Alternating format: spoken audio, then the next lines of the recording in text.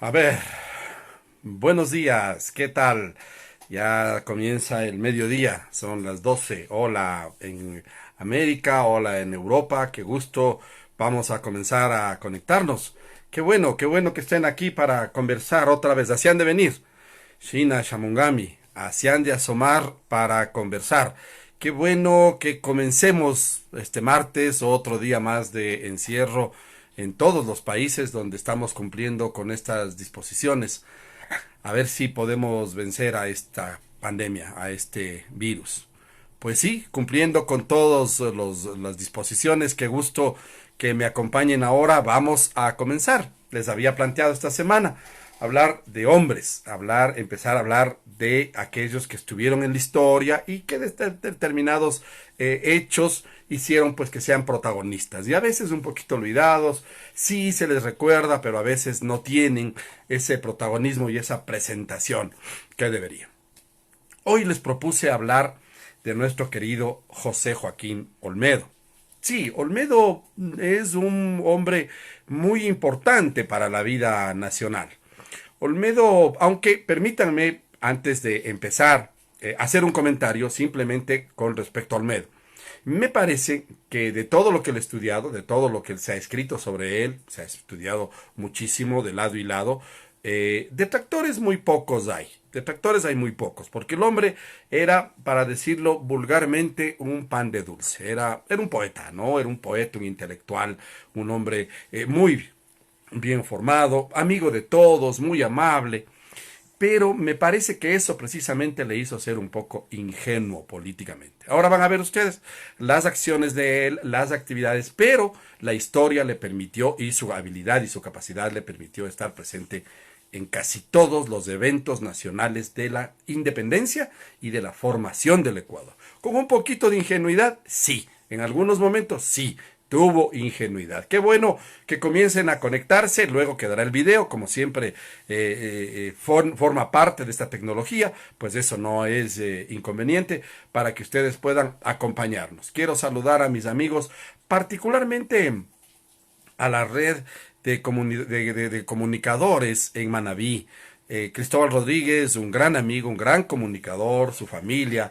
Pues qué maravilla. El otro día se me fue el comentario, me comentó que él está recibiendo, está viendo los videos, pero tiene una red en Manabí, que también se conecta con el mundo entero y con todo el país, en donde está reproduciendo estos videos. Así es que gracias Cristóbal, qué gusto, saludos a esa tierra hermosa de Manabí. Yo siempre digo, presenté algunos libros allí, he tratado siempre de tratar de estar allá en Manabí, qué tierra más hermosa, cuánto dolió ese terremoto. La historia, ¿no? De hecho, claro, toda la vida me he declarado un alfarista, por lo tanto mi corazón está en Montecristi, ¿no? Y en esas tierras, pero soy imbabureño. Así es que siempre que me presento, allá en Manabí, hice alguna vez una presentación y les dije, soy de la provincia más bonita del Ecuador, con las disculpas de Manabí. Soy del Imbabura. Sí, me parece una provincia, de gana voy a entrar en peleas, si el Imbabura, si Manabí, si Guayas, pues todas las provincias del Ecuador son hermosas. La Amazonía es espectacular. Aparte de Galápagos, la Amazonía debería ser obligatorio para todo el mundo visitar. Bien, cumplo con agradecerte, pues Cristóbal, más que un cumplimiento, es un agradecimiento, ¿no? De corazón, ¿no? Estás haciendo tu labor periodística, pues a ver si con esto se puede ayudar también. Me han comentado que inclusive han tomado videos para pasarles a algunos chicos, eh, no en clases. Cris, qué gusto que estés conectada. Belencita, ¿qué tal? Algunos chicos, no como clases, sino como un apoyo para las clases que van a... Entiendo que ya hay decisiones respecto de esto con el ministerio sobre si la Comisión de Educación de la Asamblea parece que ha pedido que se dé por terminado el año en la modalidad de educación virtual. Ahora, eso es un poco complicado porque evidentemente las plataformas para educación virtual. O sea, no es lo mismo que un profesor y 30 alumnos estén recibiendo clases, termina el uno, el profesor se cambia de aula, los otros chicos están listos y listo.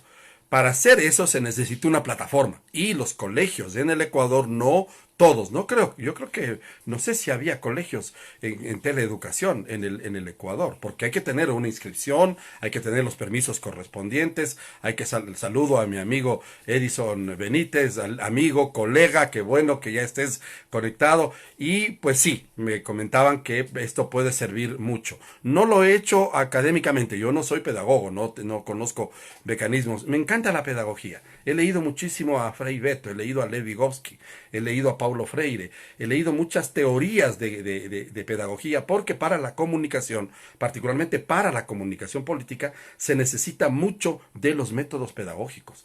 Porque no es que se eduque. Había en mi tiempo un comentario sobre que los medios de educación educan, difunden y entretienen. Es un poco arcaico el concepto. No se educa. Nadie ha aprendido a leer y escribir a través de la radio o la televisión. Eso, bien difícil. Una gran experiencia fue IRFEYAL, las escuelas radiofónicas populares del Ecuador, a través de varias radios comunitarias que en el Ecuador tienen unas historias de años 80, 70, 60, 50 años clausuradas, perseguidos. Hola, Fabián, qué gusto que estés conectado. Qué bueno que me acompañen mis amigos todo este tiempo que están aquí con nosotros. Y les estaba contando que sí, pues en realidad la idea es que estos videos sirvan. Vamos a seguirles, a seguir por lo menos esta semana hasta ver qué se decide, pues ya empiezan a tomarse medidas en ese sentido. Veamos cómo va lo de la educación. Pues precisamente por eso, porque Olmedo es un educador. Tiene unos poemas, yo no sé en qué área conocerle, por eso es que me emociona, me encanta hablar del tema de Olmedo, porque Olmedo es patriota, es abogado, es literato, es poeta, un poeta, y ya van a ver ustedes, pero, insisto en mi comentario, un poco ingenuo en la parte política, porque llega a hacer loas tan fantásticas a Bolívar, a Flores le canta, ya les voy a contar esa relación que tiene con Flores, de hecho son compadres, ¿no? Entre Flores y Olmedo. Son compadres. Flores logra que inclusive forme parte de la estructura política del Ecuador cuando se funda. Él forma, Olmedo unifica el país siendo candidato por los representantes conservadores. Los conservadores, bueno, no políticamente todavía ni partido, no había partidos todavía. En aquel entonces era más personal todas las tendencias. Y era muy caudillista, es decir, la política era muy caudillista en esas circunstancias. Así es que Olmedo, estudia en Quito y es alumno de Espejo en el Colegio San Fernando de Santo Domingo. Sí, ahí se certifica, sí, Espejo es maestro de Mejía y de Olmedo. Olmedo y Mejía luego serán protagonistas en Cádiz. Olmedo también está en Cádiz. No era muy buen orador frente a Mejía. Mejía era un orador que se había preparado desde niño. Olmedo más escritor, mucho mejor escritor. Alguna vez cuando yo tuve la posibilidad de leer los primeros poemas de Olmedo, quería que escuchen esto, por ejemplo, cuando le canta a Junín. Olmedo le pide a Bolívar que ayude a liberar el Perú, porque le persiguen en Guayaquil. Antes de ser protagonista del 9 de octubre, le persiguen, él se va a vivir en Lima. De hecho, cuando termina sus estudios en Quito, se va a Guayaquil y luego termina sus estudios de abogacía en Lima, en la universidad en Lima. Entonces él quiere mucho al Perú y de hecho Lima se convirtió hasta el tiempo del general Alfaro en el lugar de refugio y de asilo y de protección de nuestros políticos. Muchos pasaron allí. De hecho hay una anécdota, hasta Lima llega un señor Modesto Rivadeneira, que es un joven quiteño que trabaja en un banco en Quito y que se le va llevando, se lleva 10.000 sucros. Sí, para decirlo en términos, sí, le roba al banco en el que trabajaba 10.000 sucres, toma el viaje hasta Lima, llega hasta Lima y le entrega el dinero a Eloy Alfaro. Los dueños del banco logran extraditarle a Modesto Rivadeneira, que le entrega el dinero en Lima y le extraditan como asaltante de bancos, o sea, como un delincuente. Ese fue les digo, por la vinculación que había con Lima, con el Ecuador. Ahora, todavía no había Ecuador en tiempo de Olmedo. Luego hay Ecuador, y hay Ecuador por Olmedo. Ya van a ver por qué. Entonces, Olmedo comienza a recibir, dicen que porque en Guayaquil, a pesar de que el viaje era muy complicado desde las costas, desde Europa, por todo lo que había que cruzar, o los libros, o la tecnología de aquel entonces, para decirlo de algún modo, llegaba desde Cartagena, al lomo de indio, al lomo de guando, ya contamos la historia a través de Joaquín Gallegos Lara y de Nela Martínez, y el puerto principal, Guayaquil, se convierte en un sitio de ebullición de las ideas libertarias, de las ideas de la Revolución Francesa, libertad, igualdad y fraternidad. Y entonces se educan, todos estos intelectuales se van educando con esas ideas liberales. De hecho, llega también la influencia de las logias masónicas, o Espejo, Olmedo, Mejía, son miembros de logias masónicas. Esto implica que la masonería era un grupo de personajes, en principio solo hombres, ya las mujeres llegan muy tarde a la masonería, en donde se hacían estudios. En principio eran más bien estudios para definir la verdad sobre los estudios de la Biblia. Pero luego también se implican. Hola, José Coque, desde la isla Isabela, qué gusto que estés conectado también, cumpliendo con estos requisitos, Mariana Barahona, qué bueno que estén conectados conmigo. Entonces, la masonería también influye muchísimo en el proceso de formación de nuestras naciones. En la formación, Sucre, Bolívar eran masones. Se van formando parte de nuestros creadores, de nuestros fundadores, padres de la patria, no hubo madres. Entonces Olmedo con todo esto va estudiando, se hace amigo, estudia con varios intelectuales y regresa a Guayaquil a conspirar. Forma parte, no son protagonistas del 10 de agosto de 1809, no les agrada el movimiento de Quito del 10 de agosto de 1809, sin embargo ya admiran la gesta de Bolívar que viene liberando desde Venezuela, Caracas, viene liberando y le piden que pase a liberar, ya se libera aquí, ¿no? Guayaquil, le piden que ayude a liberar Lima, el Perú, y va a la batalla de Junín. En la batalla de Junín, en esa que leíamos, recuerdan las cartas de Manuel y Bolívar, donde él le reta y le dice, a ver, vamos, pues vamos a cruzar el Huascarán, vamos, venga. Y ella le dice, claro, si usted mismo dice que yo tengo más pantalones que muchos oficiales de su ejército, me voy, y se van. Y en Junín, Manuel es heroica, el libertador le nombra allí coronela del ejército libertador en el campo de batalla en Junín por todo el papel que hace Manuela. Le rinde homenaje, le nombra en el campo de batalla, le nombra coronela del ejército libertador, coronela de caballería creo que le nombra. Bueno, a esa batalla Olmedo le canta y le dice esto, ¿se acuerdan ustedes?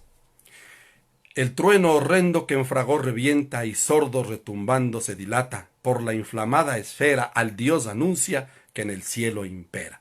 Y el rayo que en Junín rompe y ahuyenta la hispana muchedumbre, que, más feroz que nunca, amenazaba a sangre y fuego, eterna servidumbre, y el canto de victoria que en ecos mil discurre, ensordeciendo el hondo valle y en riscada cumbre, proclaman a Bolívar en la tierra árbitro de la paz y de la guerra.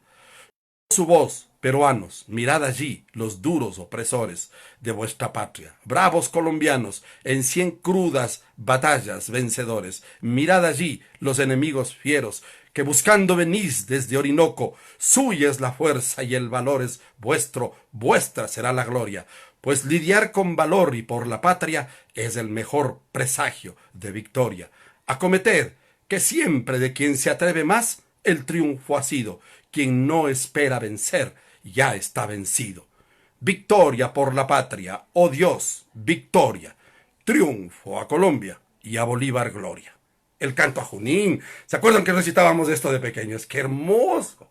¡Qué hermoso! ¡Qué... Por eso les digo, o sea, Olmedo, grande, ¿no? Impresionante. Grande por ahí. Bueno, pero eso hace que previamente a esto, a este canto que le hace a Flores, dicen que no se, que a Flores, que se llevaba que no se llevaba con Bolívar, no se querían. Sin embargo, Bolívar ya llega a acuerdos políticos, muy hábil políticamente Bolívar. Olmedo tenía el criterio de que si Guayaquil no se protegía por las huestes de San Martín, Por eso eran muy afines a San Martín, con las huestes de San Martín que estaban en Lima, en el Perú, estaban ayudando a liberar el Perú. También hay una batalla de Ayacucho, ¿no? ¿Se acuerdan del mariscal de Ayacucho? Que es otra de las batallas. Todo esto posterior a la independencia de Guayaquil y de Ecuador, y de Quito, y de Cuenca, ya posterior. Les estoy contando, me adelanté un poquito. Porque quiero poner en antecedente este texto tan hermoso como escribe, pero se distancian. ¿Por qué? Porque Olmedo quiere que Guayaquil se alíe con el Perú, con Lima, por una razón. Él dice, verán, el primer presidente del Perú es el mariscal Lamar, nacido en Cuenca. Cuenca ya declara su independencia, pero no quiere aliarse con Quito. Es más afín de aliarse con Guayaquil. Por lo tanto, nosotros lo que podemos pedir es que si el mariscal Lamar se toma Cuenca como quiere, porque siendo él el primer, un cuencano fue el primer presidente del Perú, siendo él el presidente del Perú, llega a Cuenca, se toma Cuenca, es facilito que con las tropas del Perú se vengan y se tomen Lima. Se tome Lima, se tome Guayaquil, para no dividir. Entonces, con este razonamiento, empiezan las elucubraciones y Guayaquil se aleja del proceso de formación del Estado del Sur de Colombia y de Colombia. No hubo la Gran Colombia. La Gran Colombia es un invento de algunos teóricos de la historia para diferenciarle del país Colombia, de la república que luego se crea. Pero en realidad, para Bolívar siempre los documentos dicen Colombia. La Colombia. Colombia luego se reduce al estado que pertenece y que conocemos ahora y que incluía la provincia de Panamá. Panamá luego se independiza. Se separa de Colombia y se hace república independiente también. Entonces este era el debate y hay un antecedente muy importante que inclusive muy simbólico e iconográfico en la política. Hola Raúl Camaniero desde Bélgica, qué bueno que estés conectado, qué bueno, entiendo que sí, las relaciones pues hacen que podamos estar en contacto y que esto se reproduzca también. Saludos en Europa, de corazón, qué bueno que estén conectados y escuchando esto que es... les digo, y para conocer un poquito más de estos personajes y de esta tierra. ¿Qué pasa con Olmedo entonces? En la reunión que hay, recuerdan ustedes en la reunión que hay entre Bolívar y San Martín ya viene muy golpeado, igual que Bolívar, desprestigiado, le persiguen, le hablan de corrupciones, de que quiere ser emperador del sur y Bolívar quiere ser del norte de Sudamérica. O sea, ya San Martín viene a negociar en Guayaquil para el Perú o Guayaquil para Colombia. Bolívar está todavía en la gloria, llegan, hay un baile, ya he de contar esa escena, hay un libro muy bonito de un coronel que estuvo allí, testimonios de ese baile, y en ese baile se producen algunos incidentes, porque mientras están bailando en una casa, en un salón de una casa en Guayaquil, hacia la vista al malecón del río Guayas, en las salas, en los salones de atrás, solos, sin ningún testigo, están Bolívar y San Martín. El propio Jorge Luis Borges, léanle, hay un cuentito pequeñito, creo que tiene unas 6 o 7 páginas, se llama Guayaquil, de Jorge Luis Borges. Todos especulamos, todos adivinamos, hemos hecho ensayos, hasta a mí yo también me atreví a escribir qué se dijeron alguna vez, ahí lo tengo guardadito, no lo he hecho público todavía. Borges escribe y dice Guayaquil, y de cuenta qué pasaba con San Martín, porque San Martín a la final termina expulsado de Argentina, se va al Uruguay, funde el Uruguay, bueno, esa es otra historia. Pero cuando le reciben a Olmedo, cuando le reciben a Bolívar y a San Martín, que venían por el río Guayas, desde Babahoyo, venían por el río Guayas en unas barcas espectaculares y todo, en una casa frente al malecón, donde ahora sería la esquina del malecón y 9 de octubre, en Guayaquil, en una casa, era la casa de la familia Avilés. Los guayaquileños afines a ser parte del apoyo de San Martín, con el apoyo de San Martín, ser independientes, declaran Guayaquil independiente, dicen que Olmedo fue el que acuñó este término de Guayaquil independiente que hasta ahora se utiliza, se visten, igual las damas, se visten y ponen en sus balcones banderas de celeste y blanco. De ahí viene la bandera de Guayaquil. El 6 de marzo de 1845, cuando hay una revuelta que preside Olmedo en Guayaquil y destituye a su compadre Juan José Flores, el escudo del Ecuador, el mismo escudo que conocen ustedes ahora, cambia en esa época. Se usó por unos 6, 7 años ese escudo, por orden de Olmedo. ¿Y saben qué cambió? La bandera. La bandera del Ecuador no era amarillo, azul y rojo. La bandera del Ecuador era celeste, blanco, celeste. Y el escudo se utilizó así, con Olmedo, porque también fue presidente encargado del Ecuador. Ya van a ver, de un triunvirato. Bueno, pero entonces le reciben a Bolívar y sucede que Bolívar se baja de la barca y está vestido de amarillo, azul y rojo. Tiene un sombrero negro con una pluma amarilla enorme, una chaqueta azul bordada con hilos de oro y un pantalón rojo. Imponiendo el tricolor, el amarillo, azul y rojo que ya venían imponiendo desde de Francisco de Miranda, desde del patriota venezolano, caraqueño, ya venían con ese símbolo. Y hay otras personas que también inducidas por el propio Olmedo se visten de rojo y blanco para adoptar la bandera que ya San Martín le había dado al Perú. Entonces hay estas tres, entonces esto provoca distanciamientos, pero también relaciones, porque todo era asunto de relaciones y acuerdos. Y los enemigos eran tan enemigos que luego gobernaban juntos. Ya van a ver Flores, Rocafuerte y el propio Olmedo. Entonces esto hace que Olmedo se distancie de Bolívar. Sin embargo, le canta esto. Ya oyeron. El trueno horrendo que en fragor revienta. ¿Qué frases proclaman a Bolívar en la tierra, árbitro de la paz y de la guerra? ¡Qué maravilla! Pero lo mismo hace luego con su compadre, ya formado el Ecuador.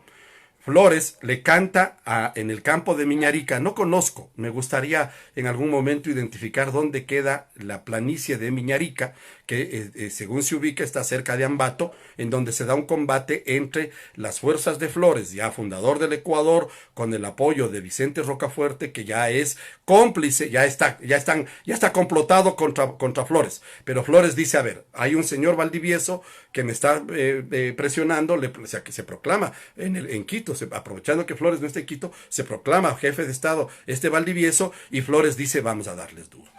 Rocafuerte, y entonces ahí acuerdan, a pesar de que a Rocafuerte le tenía preso en la isla Puná, Flores dice, a ver, señor, el enemigo de mi enemigo es mi amigo, así es que venga usted acá. Siendo los dos enemigos, vamos a ser amigos para ir a votar a este señor.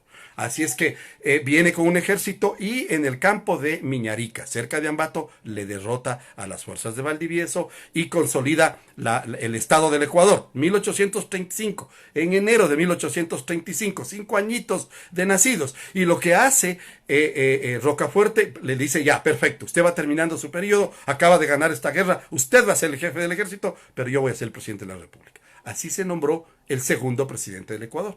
Por eso es que hay otra constituyente en 1835 en Ambato, que aparte de nombrar la segunda, hay una avenida en Ambato que se llama la segunda constituyente. Los ambateños, mis amigas, mis amigos ambateños han de estar escuchando. Me sorprendió. Se llama una avenida, se llama la segunda constituyente. Sí, es la segunda constituyente de 1835. ¿Saben quién presidió la constituyente en Ambato en 1835? O sea, también fue presidente de la función legislativa. Olmedo. No, sí, imagínense.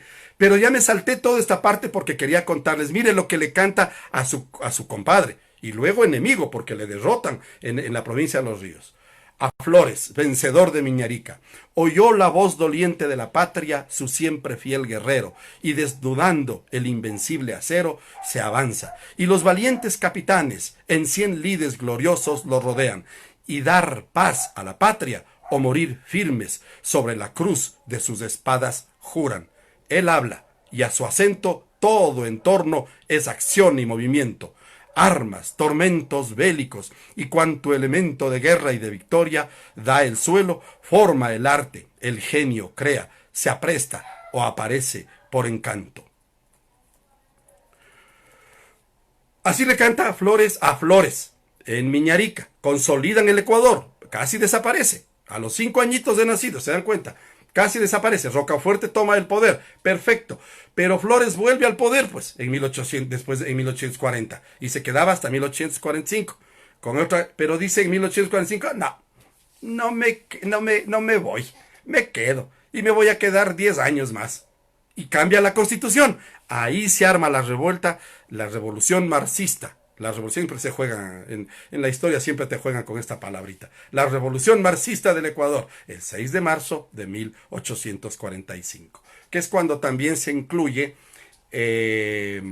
ese arco que hay, que parece un arco iris que está sobre el escudo del Ecuador, en donde están los meses de cercanías de combates, marzo, abril, mayo y junio. Son los meses que representan los signos del zodíaco que están en el arco del escudo del Ecuador. Olmedo los pone ahí para que vean cómo va haciendo Olmedo. Pero me salté porque quería contarles de esta parte ingenua de la política. O sea, les canta, les saluda, es tan hermosa la poesía de Olmedo, como les canta a sus amigos en principio y después se distancian, ¿no? Bolívar le nombra administrador de Guayaquil, le nombra administrador. Por eso hay un famoso monumento que los guayaquileños lo tienen de orgullo, pero también despertó. A mí me parece espectacular la decisión del escultor y de quien decidió ponerle allí. Olmedo está sentado en el malecón mirando al río Guayas, que se forman por el Daule y el Babahoyo. Olmedo tenía una propiedad, la Virginia, hermosa, en Babahoyo. Cuando ya se acabe esto y puedan ir a visitar Babahoyo, visiten la casa de Olmedo a orillas del río Babahoyo. Desde ahí nació el país, nació el Ecuador. En esa casa se pensó la poesía, se pensó la política, se conspiró. Pero ven ustedes unos balcones que dan al río hermoso, ¿no? Y una playa pequeñita donde seguramente allí había un muelle y desde allí cacao, bueno, todos los productos que le dieron dinero a Olmedo, porque Babahoyo era llamada bodegas en función del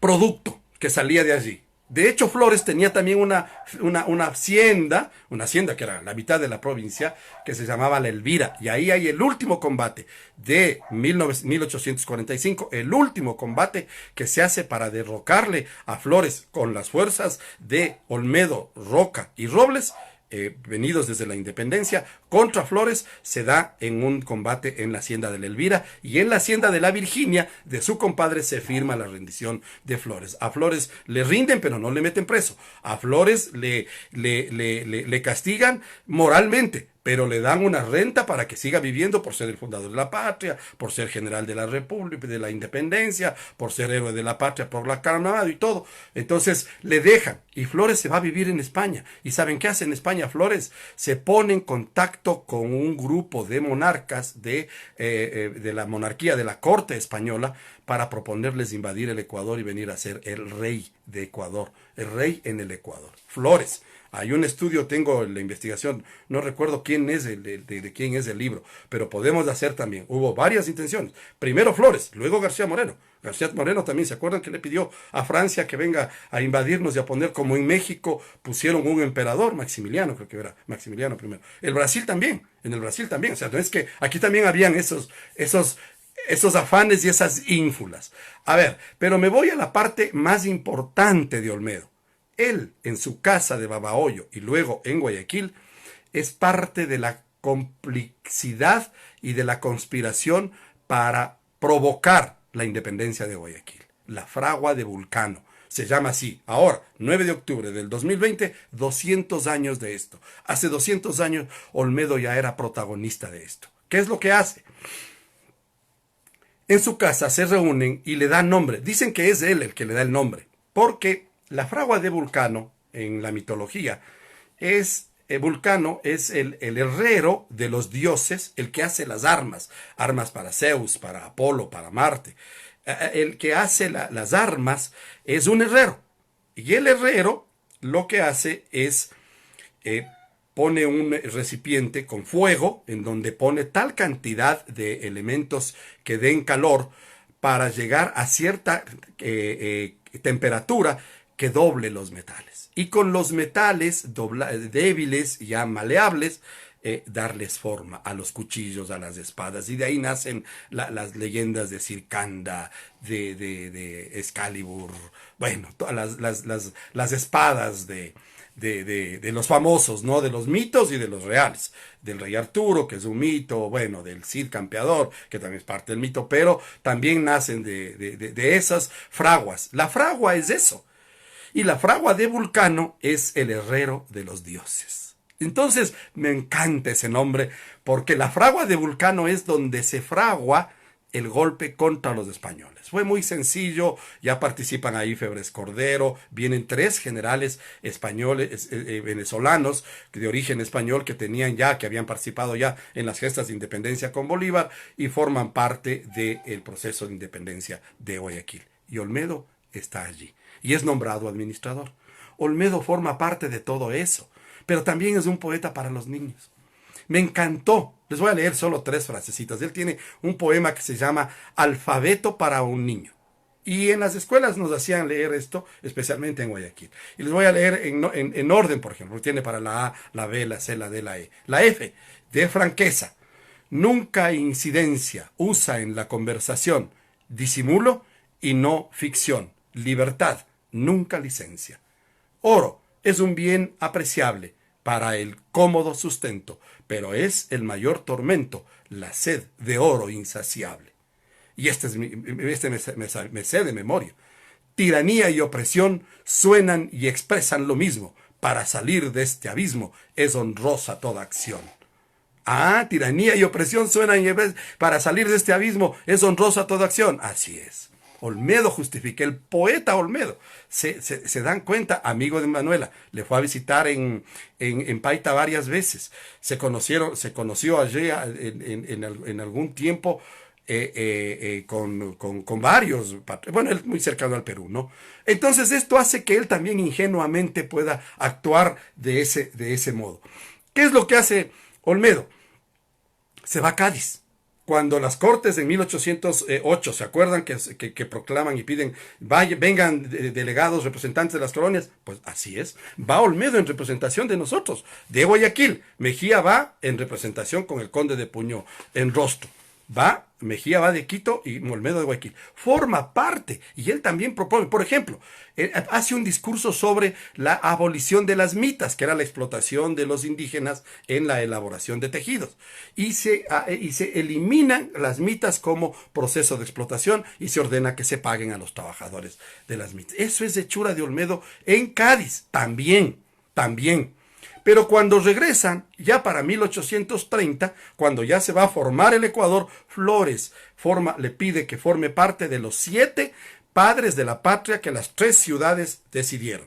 Guayaquil, Quito, Cuenca ponen 7 legisladores cada uno. 7 por 3, 21, todo igualito. ¿En dónde nos reunimos? En una ciudad que quede equidistante a este triángulo que hacen Quito, Cuenca y Guayaquil. Perfecto. La ciudad más cercana es, la del centro del Ecuador es Riobamba. Y ahí nos vamos a reunir. Perfecto. Y va Olmedo por Guayaquil. Y va... son solo 20 patriotas, 20 padres de la patria firman la Constitución porque un señor Valdivieso que venía de Loja se enferma en el camino, se queda en Cuenca y fallece. 20 firman. La firma de Olmedo está en la primera Constitución del Ecuador. En Riobamba, los que pueden visitar el Colegio Maldonado tienen allí. En la Asamblea Nacional tenemos un facsímil de la primera Constitución. Ahí está la firma y rúbrica del poeta Olmedo. Padre de la patria, independencia, poeta, padre de la patria, amigo de Bolívar, administrador de Guayaquil, luego es prefecto del Guayas, presidente de la Constituyente de 1835 y presidente de la República encargado con el triunvirato que derroca a Flores en 1845, diseña el escudo nacional y canta todo esto. Pero además, ¿saben qué? Pregunta de examen, ¿quién fue el primer vicepresidente del Ecuador? Elegido en Riobamba con Juan José Flores. A ver, ¿quién fue? Pues sí, adivinaron, así es, después de 14 votaciones, porque como no había luz eléctrica todavía, las reuniones de la primera constituyente en el Colegio Maldonado, ahora es el Colegio Maldonado, en Riobamba se acababan tipo 6 de la tarde porque ya no había luz. Y entonces, debido a eso, se hacen 14 votaciones entre Manuel Mateu, héroe de la independencia del 10 de agosto de 1809, ya mayor, ya adulto mayor, se enfrenta y empatan y se decidía con las 2/3 partes. En alguna maniobra, Flores logra que uno de los que estaban votando por Manuel Mateu deje de votar por él y vote por el querido José Joaquín Olmedo, el primer vicepresidente del Ecuador. Así es. Vicepresidente, ya no sé qué le falta. Ya no sé qué le falta para ser burdo y burlarme. Ya solo faltaba que le elijan reina de Guayaquil. Solo para burlar. No, en lo grande y en lo gigante que es Olmedo, ahí está. Y nos hemos peleado que en las historias, que sí, que Olmedo simplemente fue el alcalde de Guayaquil enojado con Bolívar y que fue amigo de Flores, el tirano Flores, y que cómo va a ser. No, también combatió, también hizo todo esto, también formó parte, las mitas, lo de las mitas, los poemas que les estoy leyendo. Por eso les digo, Olmedo siempre me llamó tanto la atención, pero es tan poco el tiempo que podríamos hacer, vaya, varios programas con Olmedo, pero creo que hemos contado lo fundamental. Algo que me hace caer en cuenta el Edison es que la coincidencia de estos grandes de América es que la novia de San Martín, nuestra Rosita Campuzano, era guayaquileña y vivía en Lima. La novia de Bolívar, nuestra quiteña Manuela Sáenz, vivía en Lima. Era allá y ahí se conocían. Bueno, ahí también vivieron algunos romances bastante noticiosos. Bueno, espero que les haya gustado la información sobre Olmedo. Como ven, me fascina porque además me encanta leerle las poesías. Qué manera de usar el lenguaje, el castellano, tan bello, tan hermoso. Esa forma de cantar a la guerra, ¿no? Y a la gloria. Pues sí, así lo hizo. Se equivocó políticamente, verá, pero vea qué derecho tenemos nosotros de reclamarle a un patriota de ese nivel, hace 200 años, decirle, oiga, equivoca, no, así son. Luego la política también pasa eso y después, claro, a Alfaro también le decían, claro, usted ordenó asesinatos, aprobó la pena de muerte para algunos enemigos, sí, pero en esas circunstancias. Él llegó vivo por un montón de suerte que tuvo también. Bien, cerremos esto. Qué bueno este martes. A ver, la noticia, jueves 17 de mayo de 1923. El temblor más fuerte registrado en Quito. La ciudad presa del terror y la confusión. Víctimas ocasionadas por el fenómeno, graves daños en edificios públicos y privados. Actuación de la Subdirección de Sanidad y la Comisaría Municipal. Partes del observatorio, repercusión del movimiento en las poblaciones rurales. 3 temblores de menor intensidad aumentan el pánico en la población. Éxodo de familias a las plazas y los alrededores. Por los datos que podemos analizar, se verá que el temblor ha sido de una magnitud alta y brusca, que comenzó a las 11 menos cuarto con una fuerte sacudida. El pánico fue tal que por todas partes se veían caras pálidas y se oían gritos y lamentos. Gentes arrodilladas en las calles reclamaban de terror. La confusión que por unos momentos se apoderó de la ciudad creció al palpar la magnitud de los desastres. Todas las familias abandonaron en un momento las calles y plazas de un inmenso gentío. En las escuelas fiscales y municipales no han faltado niños que han sufrido algunas contusiones en razón de la confusión sobrevenida en los educandos. Momentos después, las oficinas del telégrafo se hallaban llenas de curiosos inquiriendo la procedencia del fenómeno y los estragos causados en las poblaciones. La estación del Ferrocarril del Sur recibió aviso de que en varios sectores de la línea se habían ocasionado desperfectos, razón por la cual la gerencia anuló el tren mixto que debía llegar para el sur.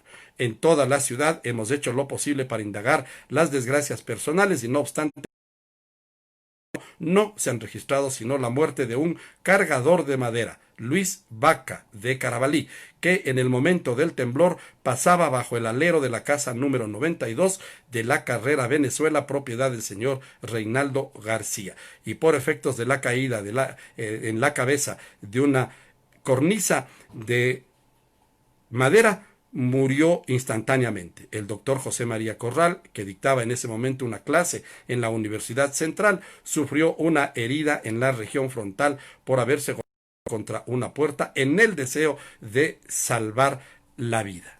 Pues temblor, no se tiene el registro porque todavía las técnicas de medición no se podía establecer, pero es un temblor muy fuerte, sacude Quito. Esto se escribe el jueves 17 de mayo, entonces el temblor debe haber sido el miércoles 16 de mayo de 1920. 23, Quito asustándonos. Toda la vida, Quito asustándonos. Qué gusto que me hayan acompañado, qué bueno, me alargué un poco, qué bueno, pero me encanta hablar de Olmedo. Por eso quería plantearles. No tengo todavía un candidato para mañana. Tengo algunas propuestas que ya me han hecho el propio Benítez, algunos amigos, Daquilema, por ejemplo, hablar de Fernando Daquilema, hablar algo del Mariscal Sucre, algunas cosas especiales sobre el Mariscal, más allá de la gloria, ¿no? Esa vida familiar que fue tan terrible para él, no pudo conocerle a su hijita, por ejemplo, puede ser, nos quedan todavía 3 días en la semana, miércoles, jueves y viernes, 3 hombres más podemos ver, me proponían ahí un tema bien interesante que encontré, ya también encontré material, hablar, por ejemplo, de personajes, no de personas, sino de personajes. Por ejemplo, los pupos en el Carchi, los jíbaros, como se les decía a las tribus salvajes en la Amazonía, que ahora se identifican fácilmente los Shuaras, los Guaorani, los Achuar, los Cofanes, Secoyas, Sionas, con su propia identidad y su propia cultura. Pues, por ejemplo, podemos hablar, pero también podemos hablar de personajes, ¿no? A pesar de que, por ejemplo, Tagaere, el fundador del grupo no contactado más famoso del Ecuador, que dicen que está extinto después de la última masacre que hubo con Guaos hace unos años, nada más, reciencito, aquí en la Amazonía. Bueno, hay muchos temas, no les propongo ya le poner en las redes qué tema. Gracias por haber estado conmigo, qué gusto. Enseguida pongo el video para que ustedes, quienes no alcanzaron a llegar a las 12, saludos de Europa, a mis amigos, a mis hermanos en Europa, qué maravilla que me acompañen. Mañana estaremos con otro personaje, todavía no les digo cuál, ya le voy a poner que sea una sorpresa, pondremos en las redes y mañana al mediodía, 7 de la noche, en Europa, nos volvemos a ver. Cuídense, por favor.